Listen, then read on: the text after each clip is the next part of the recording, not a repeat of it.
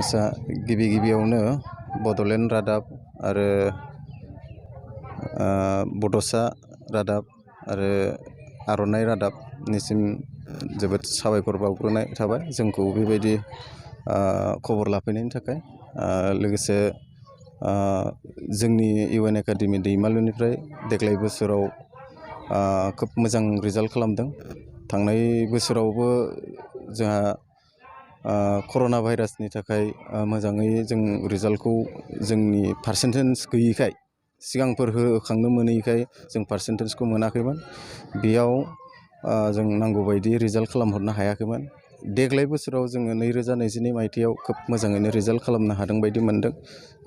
बेयाव जों बिश्वनाथ डिस्ट्रिक्ट जिल्लायावनो सेथि आरो नैथि टप 10खौ मासिखौ आवग्रिनो हादों।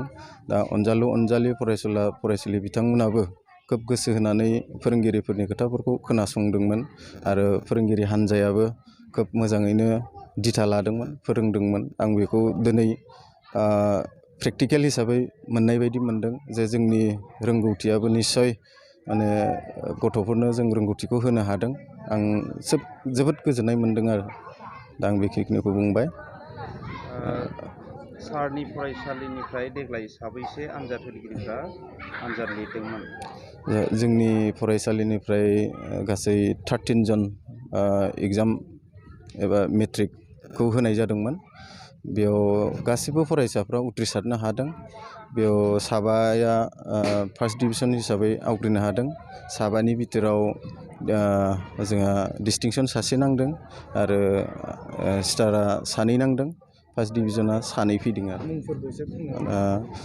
डिस्टिंसन नांनाय फरायसानि मुङा गबिन बर', गामिया डिमापुर, आरो नैथि जि 83% मोनदों बिथां फरायसानि मुङा सानखांसा बसुमतारी, गामिया रतनपुर, आरो जाय 80% मोनदों बिथां फरायसानि मुङा मिथिंगा फुलगयारी, गामि कखनगुरि।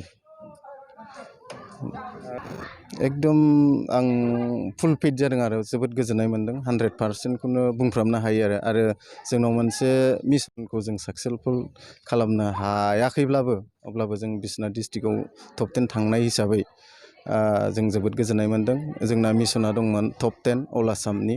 बे मिसनखौ जों दा हायाखैब्लाबो इयुनाव सेस्था खालामगोन होननानै जों सानदों आरो। बे बराय मेलाव माननि आलासि हिसाबै सोर बाहागो लादोंमोन? दिनैनि जि प्रग्राममोन फेलिस्ट्रेसन प्रग्रामाव बाहागो लाफैनो हादोंमोन आलासि महरै मिरु एबसुनिफ्राय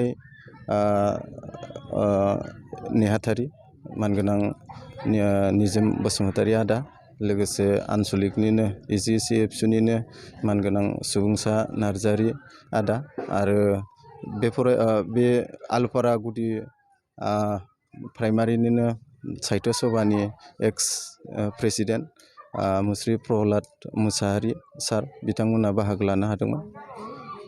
दानि बे फरायसाफोरखौ मा मेसेज होगोन?